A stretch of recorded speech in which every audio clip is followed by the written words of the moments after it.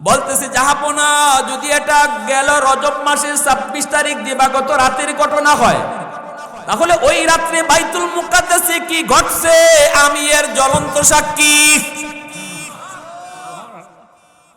কারণ আমি বাইতুল মুকাদ্দাসের একজন খাদেম। এশার নামাজের পর মসজিদ থেকে বের হলাম, সব দরজা জানালাগুলি লাগানো হলো। মুয়াজ্জিন সাহেব সব দরজা জানালা লাগাইলো, কিন্তু একটা জানালা মুয়াজ্জিন সাহেব লাগাইতে পারে না। আমাদের সবাইকে ডাকলো, আমরাও গেলাম। যে দেখি দরজাটা, মেইন দরজাটা এমন ভাবে আছে, যতই চাপাচাপি করা হয় দরজা নড়ে না, চড়ে না। আল্লাহু আকবার জোরে। আমরা শত শত মানুষ মিলা দরজা ঠেলি, দরজা লাগাইবার লাগি, মনে হয় উপর থেকে একটা পাহাড় চাপা দিয়া রাখা হয়েছে, কোনোভাবেই দরজা লাগানো যায় না। এই অবস্থায় এক মিস্ত্রি আনা হলো। মিস্ত্রি আনার পর মিস্ত্রি দেখেন না কোনো কলকবজাও আটকে নাই, তাহলে কেন দরজা লাগানো যাচ্ছে না? কেউ বুঝলাম না। দরজা খোলা রেখেই চলে আসলাম। শেষ রাতের দিকে অনেকেই গেলাম আমরা, বাইতুল মুকাদ্দাসের মেইন দরজা তো খোলা। আমি যাই দেখি ওই বাইতুল মুকাদ্দাস মসজিদে আকসার সামনে যে বালি আছে, এই বালির উপরে হাজারো হাজারো লক্ষ লক্ষ মানুষের পায়ের দাগ। আমি দেখতে পেলাম একটা পাথর, ওই পাথরে একটা রশি লাগানো, আর রশির মাথাটার মধ্যে একটা চতুষ্পদ জন্তুর পায়ের দাগও দেখা যায়। আরবি ভাইয়ের কথা যদি সত্য হয়, তাহলে এই চতুষ্পদ জন্তুটাই ছিল বুরাক। আল্লাহু আকবার জোরে কর। আর দরজা কেন লাগানো হয় নাই? ফজরের সময় ঢুইকা গেলাম, যে দরজা ধরলাম, অটো দরজা লেগে গেল।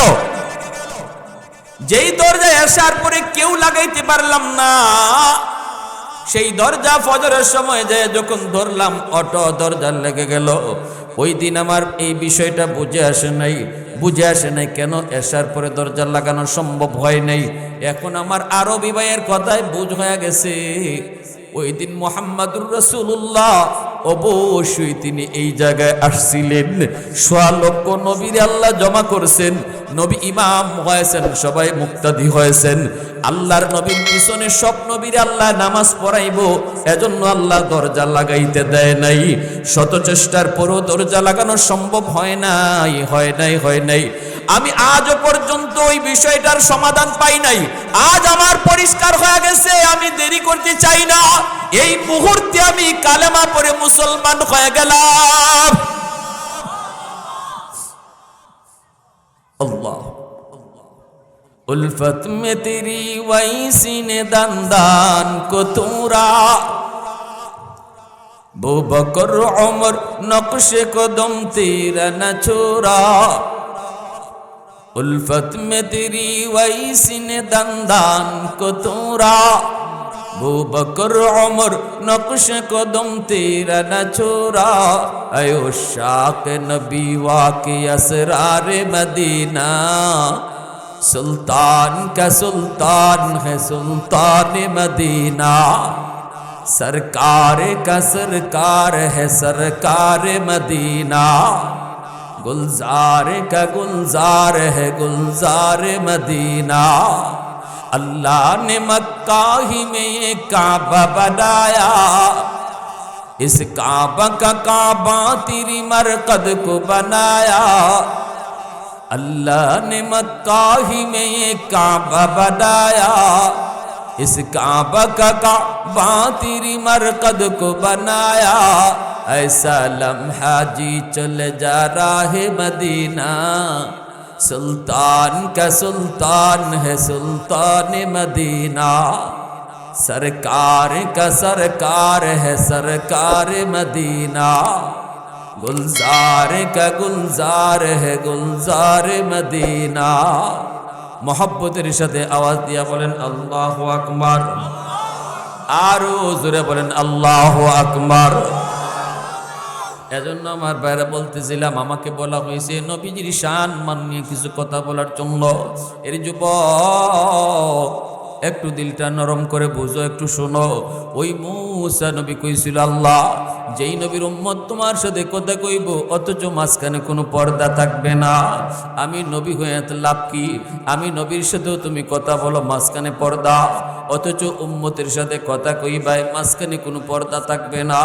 আল্লাহ আমি মূসারে তুমি নবী না বানায়া ওই নবীর উম্মত তুমি বানায়া দাও। আল্লাহ কয় না রে মূসা, হবে না, হবে না, হবে না, এরা আরো পরে আসবে, এটা আমার বন্ধুর উম্মত। আল্লাহু আকবার, এরা আমার বন্ধুর উম্মত, আরো পরে আসবে, তুমি আগে আইছো। সব নবীরাই এমন আবদার, বনি ইসরাইলের অধিকাংশ নবীরাই এমন আবদার করেছে, আল্লাহ কারো আবদার কবুল করে নাই। তোমারে আমার আল্লাহ যেই মর্যাদা দিছে, এই মর্যাদা আইবার লাগি মূসা নবী আবদার করছে, আল্লাহ আবদার কবুল করছে না। দানিয়াল আলাইহিস সালাম বনি ইসরাইলের একজন বহুত বড় পয়গম্বর, ইনি বলতেছে, আল্লাহ আমি এমন একটা আবদার তোমার কাছে করবো না যেই আবদার তুমি কবুল করবাই না। মূসা যেমন কইছে এরকম আমি কইতাম না, না না, অন্যান্য নবীরও যেভাবে কইছে এইভাবে আমি কইতাম না। আমি তোমার কাছে একটা আবদার করবো, এটা তুমি না রাখিয়া পারতায়ও না। সুবহানাল্লাহ, আরো জোরে কর না। এমন একটা আবদার কুমু যেটা না রাখিয়া পারতায়ও না। আল্লাহ কয় তাহলে কইরা লাও। দানিয়াল পয়গম্বর আল বিদায়া ওয়ান নিহায়া কিতাবের ভিতরে লিখেন, দানিয়াল পয়গম্বর কয়, আল্লাহ আমাকে তুমি যখন মওত দিবা, আল্লাহ আমার মরণের পর আমার দেহটারে তুমি হেফাজত রাইখো, আমার কাফন দাফন করাইও উম্মতে মুহাম্মদি কারো হাত দিয়া। জমিনে এমন একটা উম্মত আসতেছে, এই জমিনে এমন এক উম্মত জমিনে আসতেছে রে মূসা, যাদের সাথে আমি আল্লাহ কথা বলবো, অথচ তাদের মাঝে আর আমার মাঝে কোনো পর্দা থাকবে না। লাইসা বাইনি ওয়া বাইনাহুম হিজাব, না না, আমার মাঝে আর তাদের মাঝে কোনো পর্দা থাকবে না। মূসা নবী জানতে চাইলেন, মালিক এরা কোন নবীর উম্মত একটু শোনাইবানি? আল্লাহ এরা কারা একটু শুনতে পাবনি? আল্লাহ পাক বলেন, উম্মতে আহমদ, উম্মতে মুহাম্মদ, এরা হলো আমার বন্ধু মুহাম্মাদুর রাসূলুল্লাহর উম্মত। যেরকম সুবহানাল্লাহ। মূসা নবী তখন কয়, আল্লাহ ওরা তোমার সাথে কেমনে কথা বলবে? আমি তো তুর পাহাড়ে এসে তোমার সাথে কথা বলি, তুর পাহাড়ে এসে তোমার সাথে কথা কই, কিন্তু ওই উম্মত তোমার সাথে কেমন করে কথা বলবে? আল্লাহ পাক রব্বুল আলামিন বলেন, যখনই তারা নামাজে দাঁড়াবে তখনই তারা আমার সাথে কথা বলবে। এজন্যই নবীজি বলেন, মুসাল্লি ইউনাজি রাব্বা, নামাজি নামাজে আল্লাহর সাথে কথা বলে। একটু আওয়াজ দিয়া বলেন, নামাজি কার সাথে কথা কয়? একটু জোরে বলেন, কার সাথে কথা কয়? নামাজি আল্লাহর সাথে কথা কয়, আল্লাহর সাথে। এ যুবক, এইবার মূসা নবী কয়, আল্লাহ বুঝলাম তো, নামাজি নামাজে দাঁড়াইলে তোমার সাথে কথা কয়, কিন্তু তুমি কেমনে কথা কইবা? এরা নামাজে দাঁড়ায় তোমার সাথে এরা কথা কয়, কিন্তু তুমি কেমন করে কথা বলবা একটু শুনবো। আল্লাহ পাক বলে, যখন তারা কোরআন তেলাওয়াত করবে তখন আমি আল্লাহ তাদের সাথে কথা বলবো। আওয়াজ দিয়া বলেন সুবহানাল্লাহ। প্রশংসা করব কার? গুণগান গাইব কার? সেজদা দিব কার? वहदत की हिफाजत नहीं बेकुव्वते बाजू, वहदत की हिफाजत नहीं बेकुव्वते बाजू, आती नहीं कुछ कामी है अक्ल खुदादार, आती नहीं कुछ कामी है अक्ल खुदादार। ऐ मर्द खुदा तुझको कुव्वत नहीं हासिल, जा बैठ किसी गार में अल्लाह का कर याद, जा बैठ किसी गार में अल्लाह का कर याद। ये सच है कि बातिल की तरफदार नहीं हम, गद्दार न समझो हम गद्दार नहीं हाँ फूलों की तरह नरम मिजाज अपना है नजर हम तेरी नहीं नेज़ा व तलवार नहीं हाँ हम तेरी नहीं नेज़ा व तलवार नहीं हाँ মুসলমানের আওয়াজে বলেন আল্লাহু আকবার। এজন্য বলছিলাম আল্লাহ পাক আমাদেরকে কত দামি বানাইলো, দামি নবীর দামি উম্মত, নবী পাইলাম বড় উম্মত হলাম বড়, ঠিক কিনা জোরে বলেন। নবী পাইলাম বড় উম্মত বড়। আমার আপনার নবীর ব্যাপারে আল্লাহ পাক বলেন লাকাদ মান্নাল্লাহু আলাল মুমিনিন ইয বাআসা ফীহিম রাসূলা। ও মুমিনের দল, আমি আল্লাহ তোমাদেরকে যত নিয়ামত দিয়েছি, যতগুলা নিয়ামত তোমাকে দিয়েছি, এই যে সুস্থতার নিয়ামত তুমি পাইছো, সুস্থ দুইটা হাত পাইছো, সুস্থ দুইটা চোখ পাইছো, সুস্থ একটা দিমাগ পেয়েছো, এই যে তুমি এখনো গাছ থেকে ফুল পাও ফল পাও, জমিন থেকে তুমি ফসল পাও, সূর্য এখনো পূর্ব দিকে উঠে পশ্চিম দিকে অস্ত যায়, যত প্রকারের নিয়ামত, যত প্রকারের নিয়ামত তুমি আমি আল্লাহর পক্ষ থেকে পাইছো, আমি আল্লাহ বলি সকল নিয়ামতের ভিতরে সবচেয়ে বড় নিয়ামত হলো আমার রসুলকে তোমরা তোমাদের মাঝে পাইছো। যাই বাচ্চারা কথা কেউ না, ছোট ছোট বাচ্চাদেরকে আপনারা আনলে সামনে বসাইলে মাহফিলে পরিবেশ নষ্ট হয়ে যাবে। দয়া করে তাদেরকে নিয়ে চলে যান। একদম চোখের সামনে যখন দেখি যে একটু অসুবিধা, তখন আমাদের কথা বলতে কষ্ট। এজন্য ভাইরা আল্লাহ পাক বলেন জাননি জাননি যত প্রকারের নিয়ামত, সুস্থতার নিয়ামত বলো, হায়াতের নিয়ামত বলো, সকল নিয়ামতের ভিতরে সবচেয়ে বড় নিয়ামত হলো আমি আমার রসুলকে তোমাদের মাঝে পাঠাইছি। আল্লাহু আকবার। তোমাদের মধ্য থেকে আমি তোমাদের মাঝে আমার রসুলকে পাঠাইছি। কেন কেন? কারণ হলো আপনি যদি বলেন নবী যদি আমাদের জন্য সবচেয়ে বড় নিয়ামত হন, তাহলে আমার হায়াত গেল কোথায়? আমার হায়াতটা তো আমি মনে করি সবচেয়ে বড় নিয়ামত। জীবনে যদি না বাঁচলো, অক্সিজেন নিতেছি, বাতাস নিতেছি, এটা তো আমার জীবন বাঁচানোর জন্য। যদি আমার জীবনটাই না থাকে তাহলে নবী পায়া লাভ হলো কি? এমন কথা যদি কেউ বলো তাহলে প্রশ্নের জবাব হলো, এরে যুবক, জীবনের চেয়েও আমার নবীকে পাওয়া আমার আপনার জন্য সবচেয়ে বড় নিয়ামত। জীবনের চেয়েও নবীকে পাওয়া আমাদের জন্য বড় নিয়ামত। কেমনে? এই জীবন আজ নয় কাল, এখন নয় তখন, যেতেই হবে একই পথের প্রতি। আজ নয় কাল, এখন নয় তখন, বাবার আগে ছেলে, হয়তোবা দাদার আগে নাতি, ঠিক না?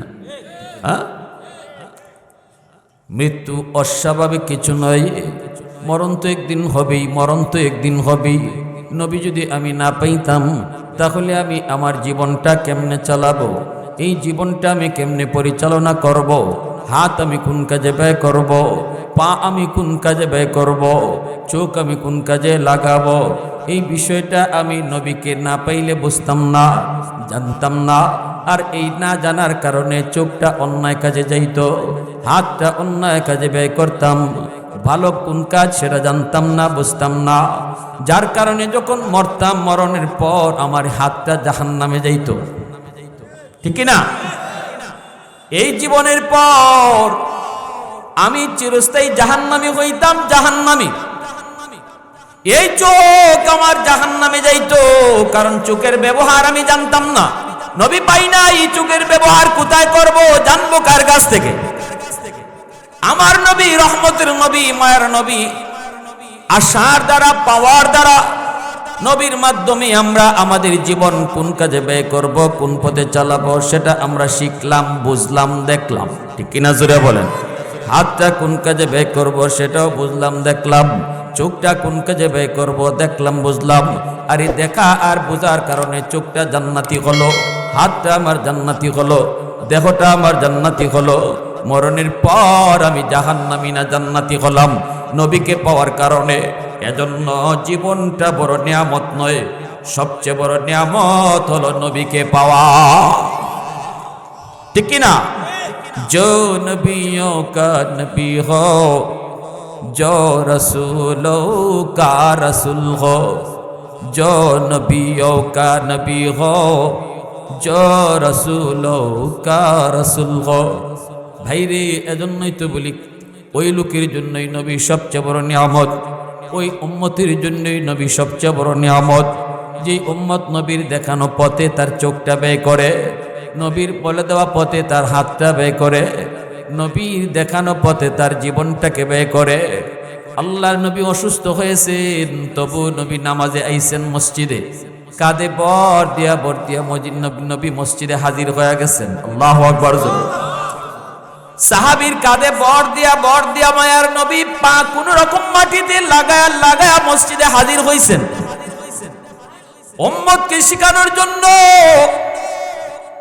উম্মত অযথা জামাত তরক কইরো না, বেহুদা সময় নষ্ট করো না রে যুবক। মসজিদের মিনার থেকে মুয়াজ্জিন তোমারে ডাকে না, ডাকেন কিন্তু আমার আল্লাহ।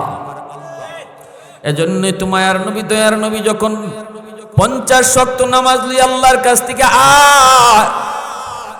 ও মালিক তোমার সাথে দেখা করলাম, আল্লাহ তোমার সাথে কথা বললাম, কিন্তু আমার উম্মত কেমন করে তোমার সাথে কথা বলবি? আল্লাহ পাক বলতেছেন যাও বন্ধু, নামাজ দিয়া দিলাম 50 ওয়াক্ত, এই নামাজ হলো তোমার উম্মতের জন্য মেরাজ। নামাজে দাঁড়াইলে উম্মত আমার সাথে কথা বলবে। নবীজি তো মহা খুশি, উম্মতের জন্য তিনি মেরাজ পেয়ে গেছেন। নবী তো আমার আপনার পাগল, নবীজি 50 ওয়াক্ত নামাজ পেয়ে পাগল, অনেক অনেক খুশি, অনেক খুশি। নবী চলে আসতেছেন, হুশই নেই, খুশির চুটে হুশ নাই, নামাজে 50 ওয়াক্ত। বুঝছেন নি? আমরা অনেক সময় বেশি খুশি দেখে স্বাভাবিক হুশ থাকে না। আল্লাহ নবী তো খুব খুশি, আল্লাহ দিনে 50 বার আমার উম্মতের সাথে আল্লাহর কথা হইব। নবী চইলা যায়, আল্লাহ পাক কয় মুসা, ও মুসা, আমার বন্ধু তো জায়গা, খুশির চুটে খবর নাই, বুঝায় শুনে একটু ফিরত পাঠায়ও। সুবহানাল্লাহ জোরে কর। মুসা নবী কয় নবী গো, এত খুশি কেন? একটু কারণটা কি জানতে পারিনি। নবীজি বলতেছেন আল্লাহ আমার সাথে যেমন কথা বলছে, আমার উম্মতের সাথে আল্লাহ কথা বলবে, ব্যবস্থা আল্লাহ দিয়েছে বলে কি কয় নামাজ। মুসা নবী কয় কত ওয়াক্ত? কয় 50 ওয়াক্ত। মুসা নবী কয় ইন্না লিল্লাহ, হুজুর আপনি এটা করলেন কি? শেষ জমানার উম্মত হলো আপনার উম্মত, এরা দিনও 50 ওয়াক্ত নামাজ কেমনে আদায় করব? খাইব কখন, ঘুমাইব কখন? না না হুজুর, এটা আপনি একটু বুঝে দেখেন, 50 ওয়াক্ত নামাজ তারা আপনার উম্মত পারবে না, কঠিন হবে। আমার উম্মত 2 ওয়াক্ত নামাজ ওই দিনও পড়তে পারছে না। এই কথা বলতে আল্লাহর নবীর একটু হুঁশ ফিরছে। কথা তো ঠিক হই, কথা তো তাড়াতাড়ি যায় কি আল্লাহ কাছে কমাই লিয়ে। আল্লাহ নবী আইসেন, আইসে আল্লাহ কয় বন্ধু কেন আইসো? নবী কয় আল্লাহ বেশি হয়ে গেছে, কমায় দেও। আল্লাহ কয় যাও 5 ওয়াক্ত কমায় দিলাম। 50 থেকে কয় ওয়াক্ত? নবীজি 5 ওয়াক্ত কমানোর পর নবী খুশি, আইতেছেন। আল্লাহ পাক কয় মুসা রে, আমার বন্ধু যতক্ষণ আয় আর যায় আমার বালা লাগে, বুঝায় শোনায় আবার ফিরত পাঠায়ও। সুবহানাল্লাহ জোরে কোন না। মায়ার মানুষ, মহব্বতের মানুষ যতক্ষণ কাছে থাকে ততক্ষণ বালা লাগেনি না লাগে, কথাও ভালো লাগে, ঠিক না? মুসা নবী কয় নবী গো কমছে নি? কয় কমছে। কয় ওয়াক্ত? কয় 5 ওয়াক্ত। মুসা নবী কয় না না গো নবী, হয় না, 5 ওয়াক্ত কমাইলে হবে না, 45 ওয়াক্ত তারা দিনও আদায় করতে পারবে না, আরো কমায় নিয়ে আসেন। এইবার নবীজি আবারও গেলেন। আল্লাহ কয় বন্ধু কেন আইসো? এই যে কইতেছে বন্ধু কেন আইসো, এই কথাটা কইব আর নবী কইব, এই জন্য আইসি, এটা শুনবার লাগে আল্লাহ বারবার নিতেছে আর আনাইতেছে। সুবহানাল্লাহ জোরে কন। নাইলে আল্লাহ একবারে পারে না 45 ওয়াক্ত কমাই দিলেই তো। নবীরে 9 বার নেওয়ানির অর্থটা কি? দেখবার লাগে, বারবার দেখতো, বারবার বন্ধুরে দেখতো, বারবার বন্ধুর সাথে কথা কইতো। 5 ওয়াক্ত আরো কমানো হয়। আল্লাহ কয় মুসা জায়গা তো, বন্ধু জায়গা, আবার ফিরত পাঠায়ো। মুসা নবী কয় না গো নবী, হবে না, আরো কমায় নিয়ে আসেন, আরো কমায় নিয়ে আসেন। এইভাবে নবীজি 9 বার আইলেন আর গেলেন। আল্লাহ পাক 5 করে 5 নং 45 45 ওয়াক্ত আল্লাহ পাক কমায় দিলেন। রইল কয় ওয়াক্ত? এই 5 ওয়াক্ত লইয়া যখন নবী আয়, তখন আল্লাহ কয় মুসারে বন্ধুরে যত দেখি ততই দেখতে মন চায়, যত কথা কই ততই কথা কইতে মন চায়, আবারও যদি পারো বোঝায়া শোনায়া ফাটায়া দিও। মুসা নবী কয় নবী গো, ও গো আল্লাহর নবী, হয় না, এই 5 ওয়াক্ত আপনার উম্মতের জন্য বড় কষ্ট হয়ে যাবে, আপনি একটু জান কমায় নিয়ে আসেন। কিন্তু আমার আপনার নবী কয় আমি আর যাইতাম না, যতবার গেছি আল্লাহ কমাইছে, 5 ওয়াক্ত কইরা রইছে, এখন মাত্র 5 ওয়াক্ত। এখন যদি যাই আর আল্লাহ 5 কইরা আগের মতোই 5 কইরা কমাইতে থাকুই না, অতএব না না আমি আর যাইতাম না, এখন আর আমি যাইতাম না, এই 5 লিয়ে যাইমু। মুসা নবী তিনি কয় নবী গো যান যান, আমি ইশারা পাইছি।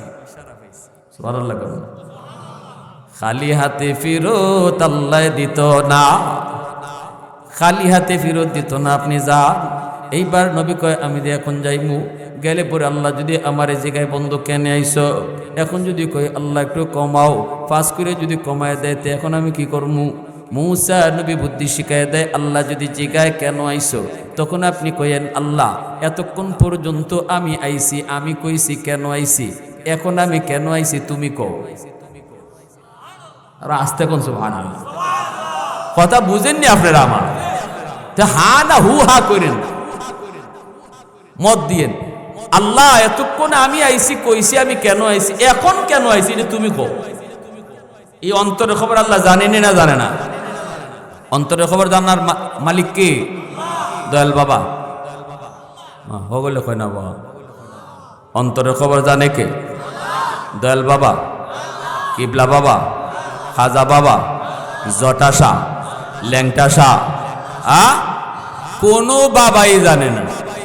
অন্তরের খবর জানে শুধু একমাত্র আল্লাহু আলিমুম বিযাতিস সুদূর।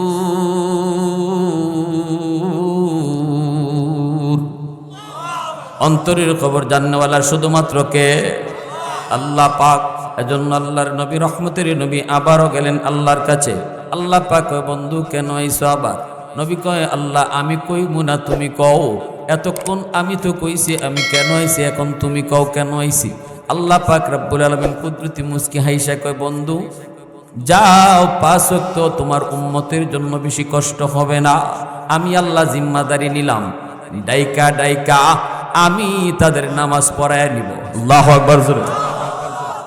মসজিদের মিনার থেকে মুয়াজ্জিন নয়, আমি আল্লাহ তারে ডাইকা মসজিদে আনবো। সুবহানাল্লাহ জোরে কও।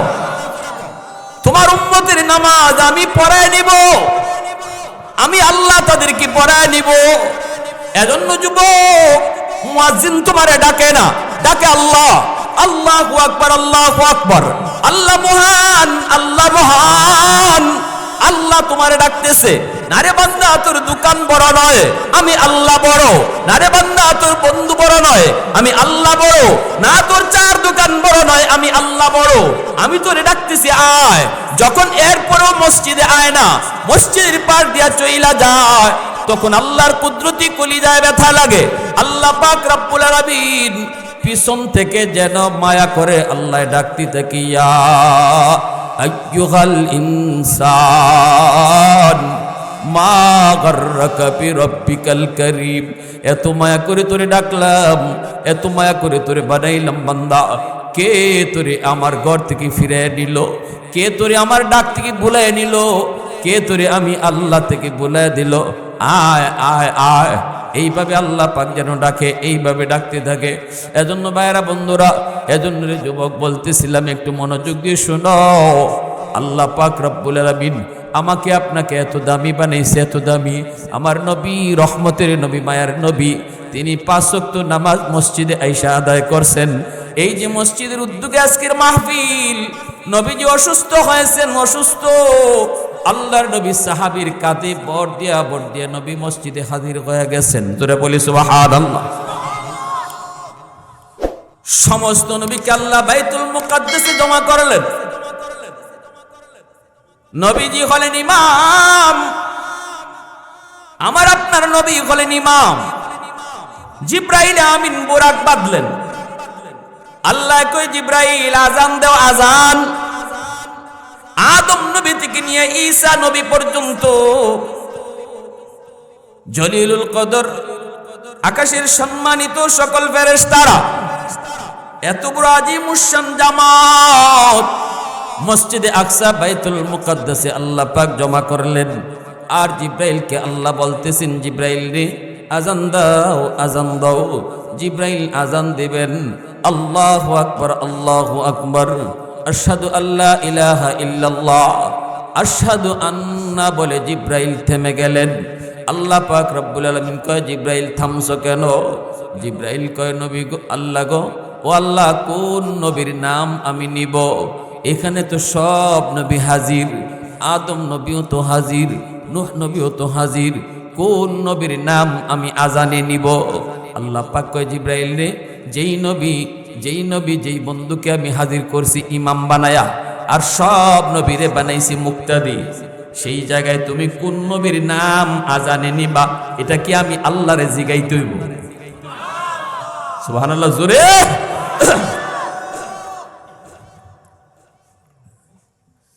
এ জিব্রাইল, আজ এত বড় আজিমুশ-শান জামাতের ইমাম হবে আমার বন্ধু, আর আদম থেকে নিয়ে ঈসা নবী, সব নবী হবে তার পিছনে মুক্তাদি। অতএব আজানের মধ্যে আমার বন্ধুর নাম উচ্চারণ করো,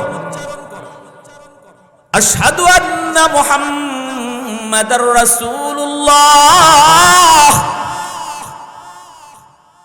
আমার আপনার নবী রহমতের নবীর নাম আজানের মধ্যে উচ্চারণ হয়ে গেল। ভাইরা বন্ধুরা, এরপরে দেখা যায় নবী কি, আল্লাহ পাক রব্বুল আলামিন কই, জিব্রাইল যাও সকল নবীকে বলো, সবাইকে বলো মসজিদের ভিতরে কাতার বন্দি হবে, 2 রাকাত নামাজ আদায় হবে। জিব্রাইল আমিন মায়ার নবী সহ জলিলুল কদর সকল পয়গম্বর সামনের কাতারে দাঁড়াইছেন। এর যুবক, একটু দিল দিয়ে লাগায় এখন কথাগুলি শোনো। কত বড় নবীর উম্মত তুমি, কত বড় নবীর উম্মত। একটু দিলটা লাগায় কথাগুলা শুনো, কথাগুলা বুঝো। কেন আজকে তোমার মাঝে আমার নবীর রং নাই? কেন আজকে তোমার আমার মাঝে আমার নবীর আদর্শ নাই? একটু বুঝো। এ যুবক, আমার নবী রহমতের নবী সামনের কাতারে দাঁড়ানো। নবীজি বলেন, আমি দেখতেছি জিব্রাইল একামত দেওয়া শুরু করে দিলেন, অথচ ইমাম কে হবে কেউ জানে না। কারো কোনো খবর নাই ইমাম সাহেব কেডা হইব, কেউ জানে না। একামত শুরু হয়ে গেছে।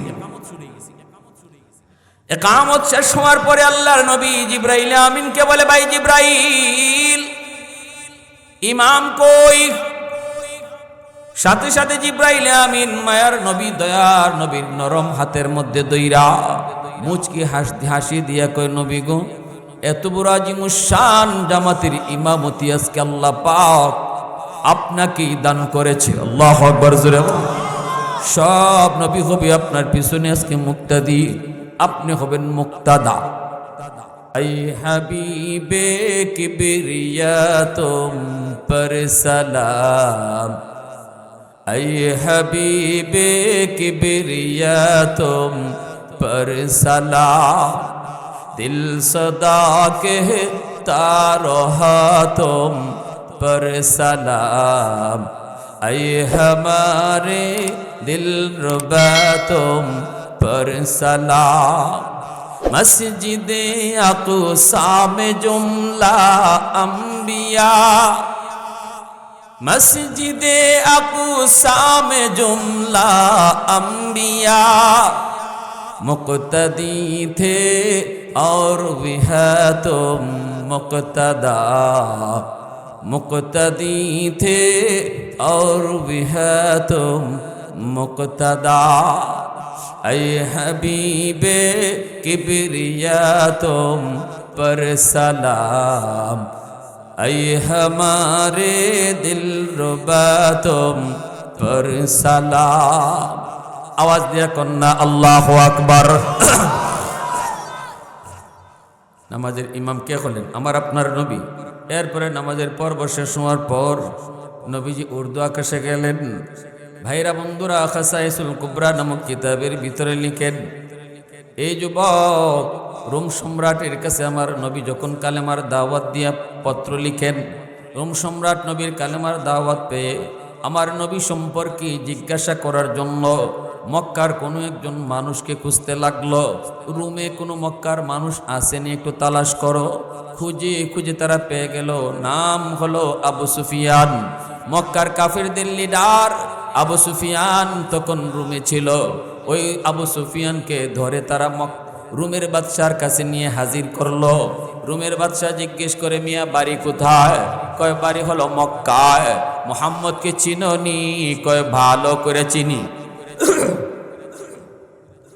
আল্লাহ নবীর সাথে চরম দুশ্মনী, কঠিন থেকে কঠিন দুশ্মনী আবু সুফিয়ানের।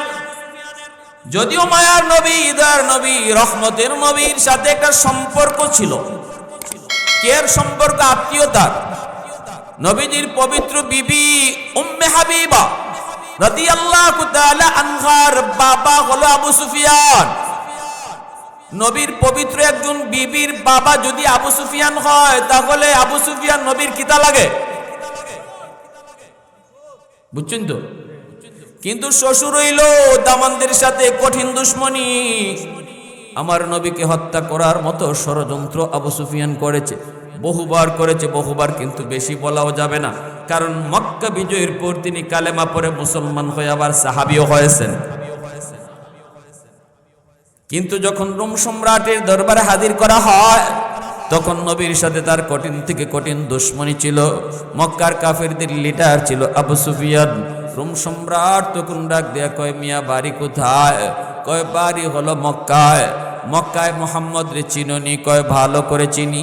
কয় মুহাম্মদের পক্ষ থেকে আমার কাছে কালেমার দাওয়াত দিয়া চিঠি আইছে। এখন আমি যে কালেমা পড়তাম, তারে যে নবী মানতাম, মানুষটা কেমন আগে তো একটু বোঝা দরকার।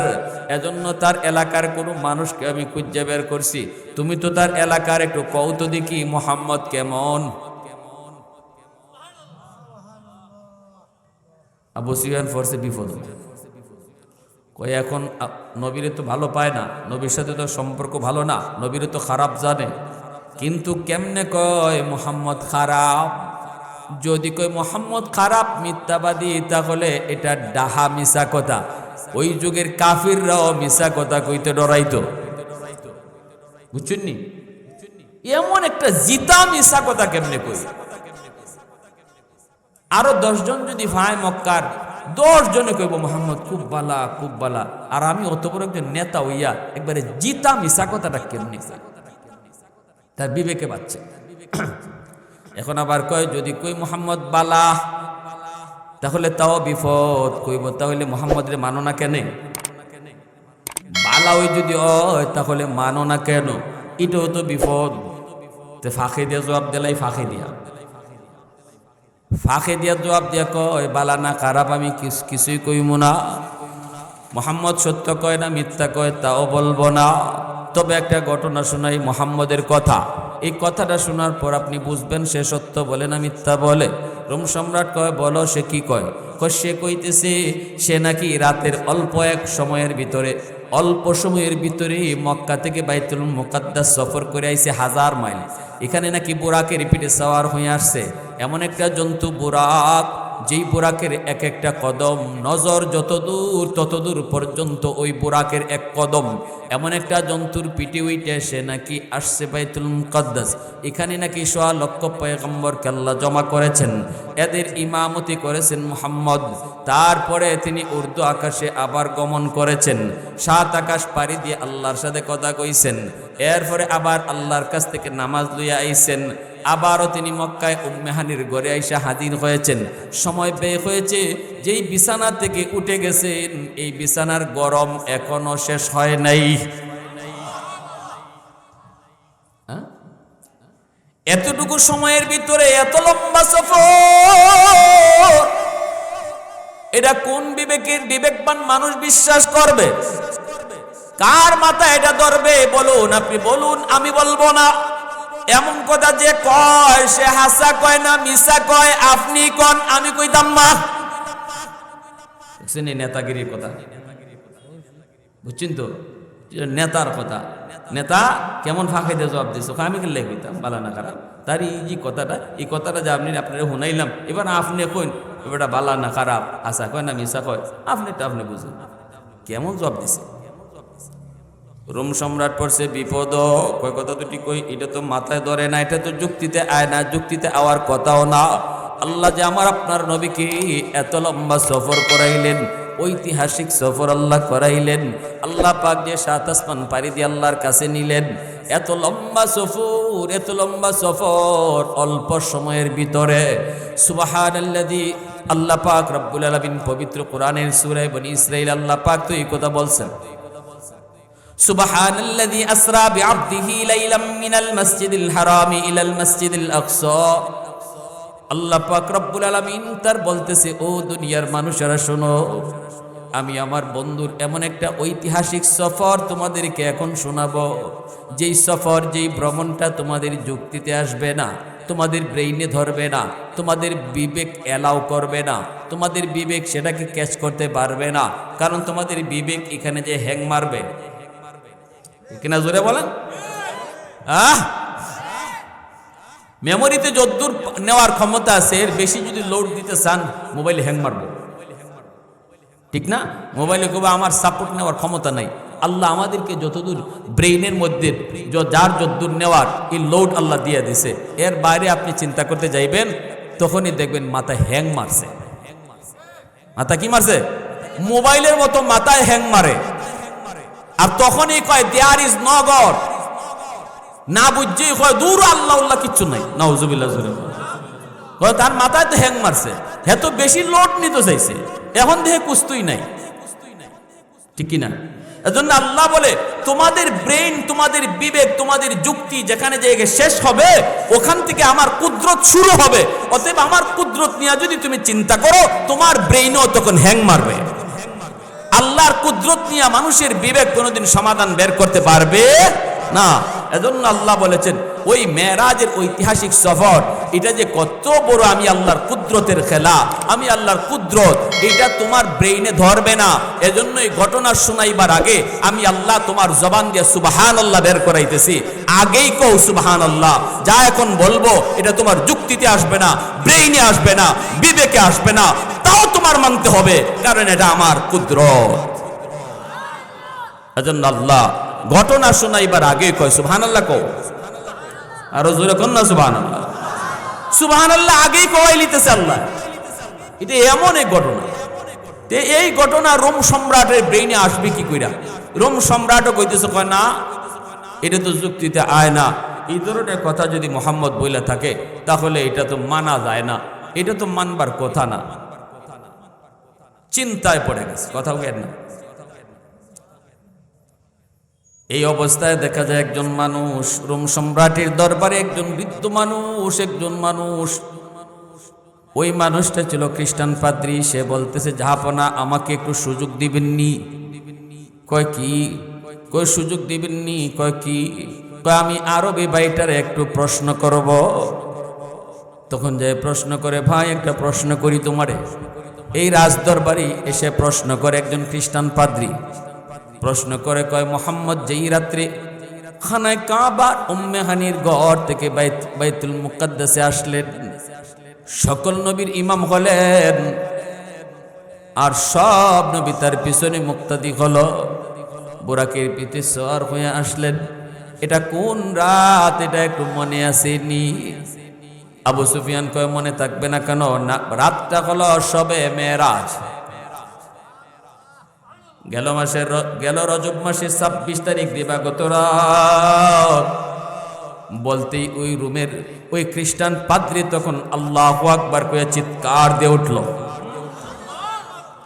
বলতেছে জাহাপনা, যদি এটা গেল রজব মাসের 26 তারিখ দিবাগত রাতের ঘটনা হয়, তাহলে ওই রাত্রে বাইতুল মুকাদ্দাসে কি ঘটছে আমি এর জ্বলন্ত সাক্ষী।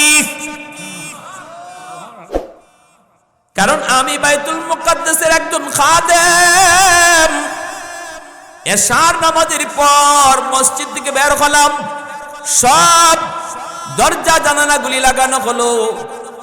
মুয়াজ্জিন সাহেব সব দরজা জানালা লাগাইলো, কিন্তু একটা জানালা মুয়াজ্জিন সাহেব লাগাইতে পারে না।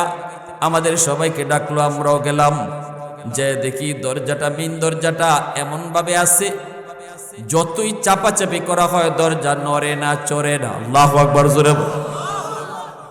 আমরা শত শত মানুষ মিলা দরজা ঠেলি, দরজা লাগাইবার লাগি, মনে হয় উপর থেকে একটা পাহাড় চাপা দিয়া রাখা হয়েছে, কোনোভাবেই দরজা লাগানো যায় না। এই অবস্থা এক মিস্ত্রি আনা হলো।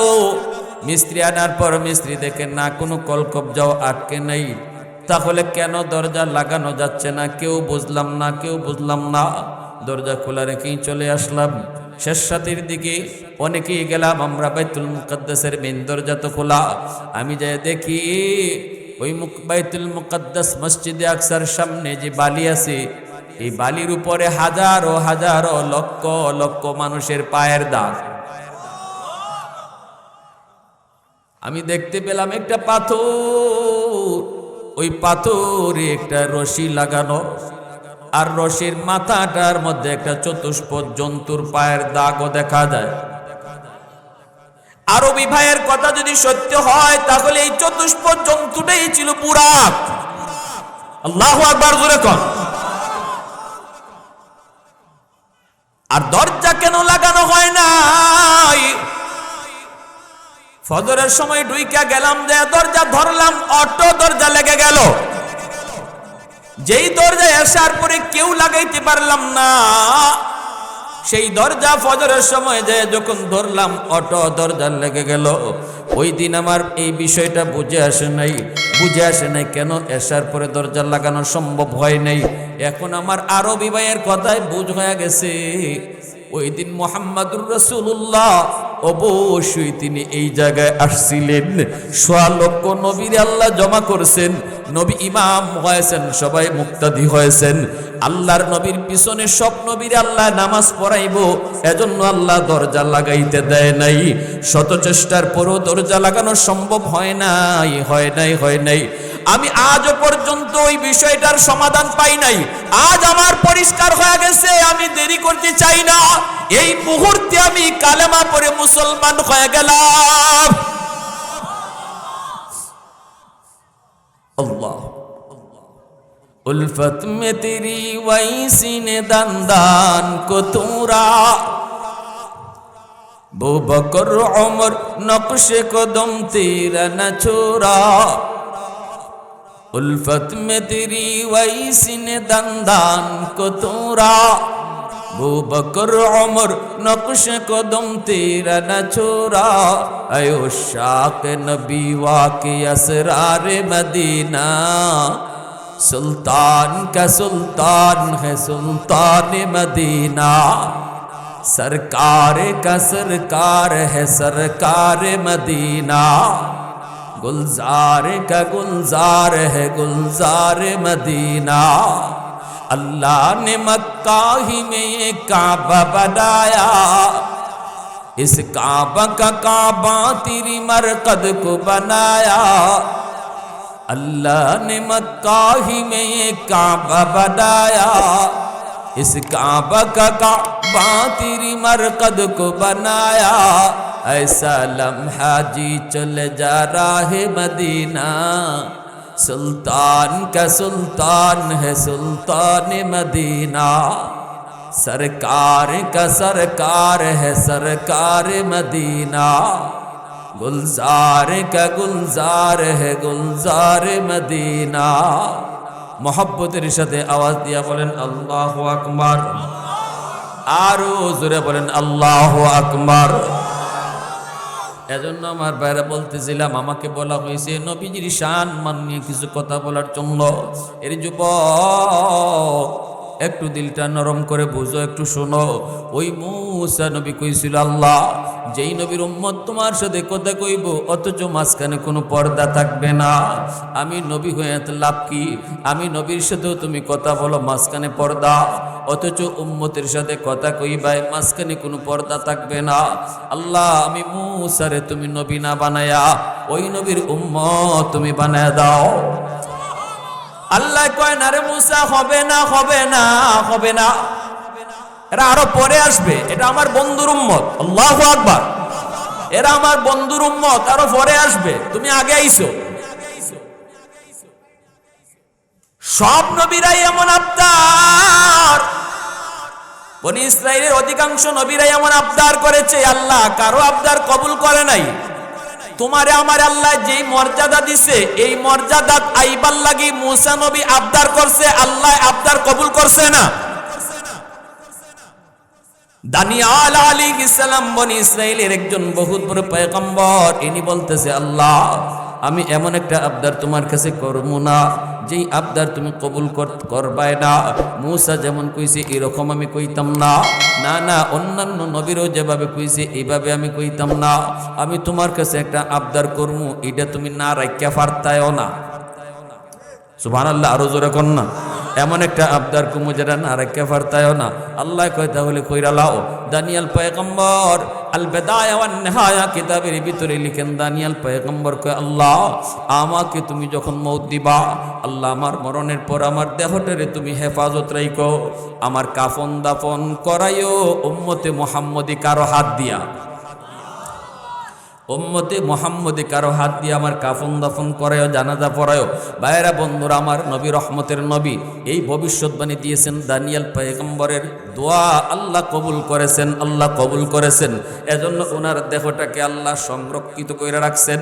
নবী ভবিষ্যৎবাণী করে গেছেন, আমার একজন সাহাবী যার মাধ্যমে ইরাক জয় হবে, আর ইরাকের রাজধানী ইরাকের রাজ দরবারে ডুইকা দানিয়াল পয়গম্বরের দেহটাকে তারা কফিনের ভিতরে পাবে, এমন একজন সাহাবী, নবী নাম কয় নাই, কোন একজনের নেতৃত্বে ইরাক বিজয় হবে, দানিয়াল পয়গম্বরের লাশটা পাওয়া যাবে। কোথায়? কায় রাজ দরবারে। কেমনে? কয় কফিনের ভিতরে। আবু মুসা আশআরী রাদিয়াল্লাহু তাআলা আনহু, আবু মুসা আশআরী রাদিয়াল্লাহু তাআলা আনহুর নেতৃত্বে ইরাক যখন বিজয় হলো, তিনি বলতেছেন, আমি তো ইরাক জয় করার পরই রাজ দরবারে যায় ঢুকলাম পাগলের মতো, তন্ন তন্ন করে খুঁজতেছি আমার নবীর ভবিষ্যৎবাণী আমার মাথায়। আল্লাহু আকবার, জোরে বলেন। দানিয়াল পয়গম্বরের দেহটা তো এই ইরাকের রাজ দরবারে পাওয়া যাওয়ার কথা। খুঁজতেছেন খুঁজতেছেন, ভিতরে ঢুকলেন, ঢুইকা দেখেন একটা খাস কামরার মধ্যে একটা কফিন, আর কফিনের পাশে একজন বৃদ্ধ মানুষ, চুল সাদা, ভ্রু সাদা, দাড়ি সাদা, এমন একজন মানুষ বসা। সাথে সাথে আবু মুসা আশআরী রাদিয়াল্লাহু তাআলা আনহু সালাম দিয়া বলতেছে লিমানি তাবুত, এই তাবুতটা কার? এই কফিনটা কার? বুড়া মানুষটা কয়, হাযা পয়গম্বর দানিয়াল। আল্লাহু আকবার, জোরে কন্না মিয়া। একটু বুঝেননি আমরা আল্লাহ কই রাখছে, আর আমরা যে চাঁদ তার নিজের শক্তিতে নদীতে জোয়ার যোগায়, এই চাঁদ নিজেরই খবর নাই এর কত শক্তি। আমরা যে আল্লাহ কত মর্যাদা আমরা দিয়েছে উম্মতে মুহাম্মদী হিসেবে, এই খবর আমার নাই। আমি আমারে চিনি না, আমি আমারে চিনি না, যার কারণে এত বড় নবী পাওয়ার পরও নবীর রং আমার মাঝে নাই, নবীর আদর্শ আমার মাঝে নাই। খালি আশিকে রসুল কইয়া লাভ দিলে আশিকে রসুল হওয়া যায় না, নবীর আদর্শ নাই। ঠিক কিনা জোরে কন? আল্লাহ তো এই কথা কইছে, আমার রসুল তোমাদের মধ্যে সবচেয়ে বড় নিয়ামত। কখন? কার জন্য? যে হাতটাও নবীর মতো চালায়, জবানটাও নবীর মতো চালায়, পাটাও নবীর মতো চালায়, চুলটাও নবীর মতো কাটে, পোশাকটাও নবীর মতো বানায়, চেহারাটাও নবীর রঙে বানায়।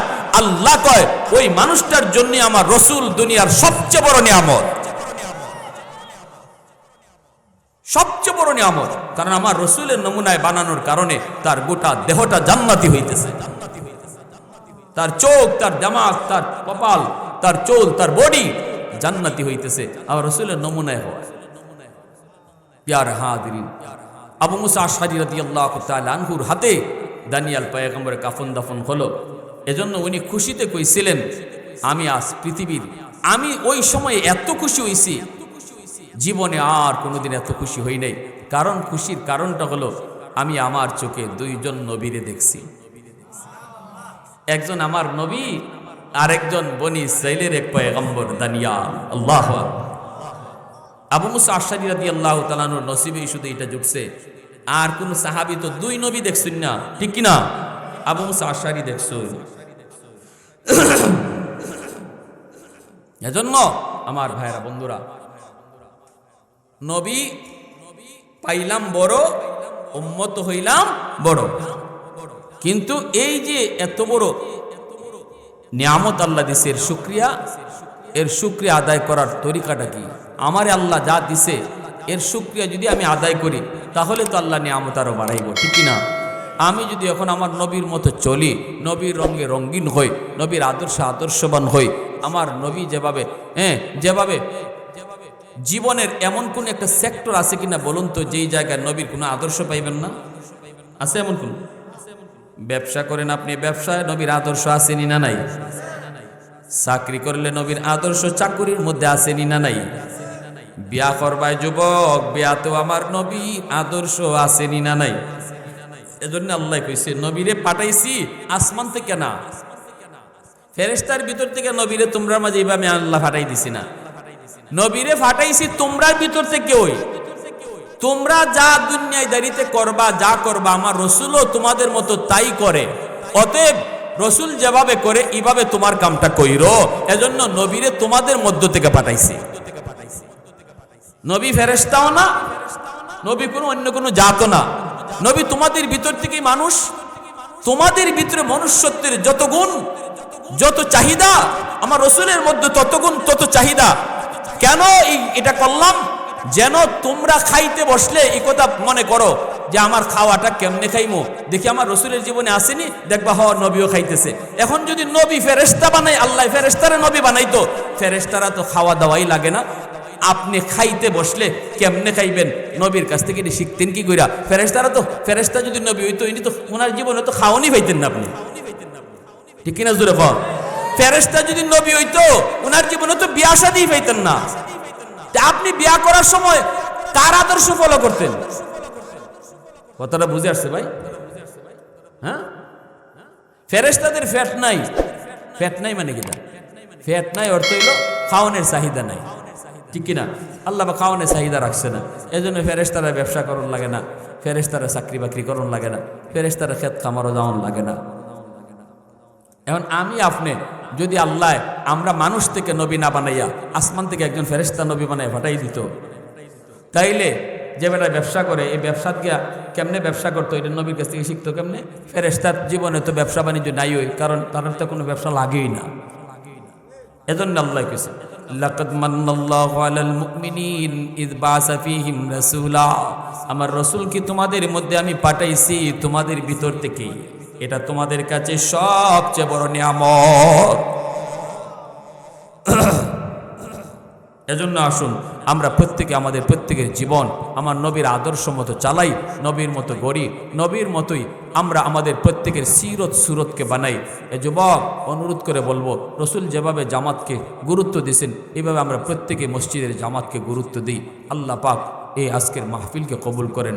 যা বললাম সবাইকে আমল করার তৌফিক আল্লাহ দান করেন। সবাই বলি আমিন। ওয়া আখির দাওয়ানা আনিল হামদুলিল্লাহি রাব্বিল আলামিন।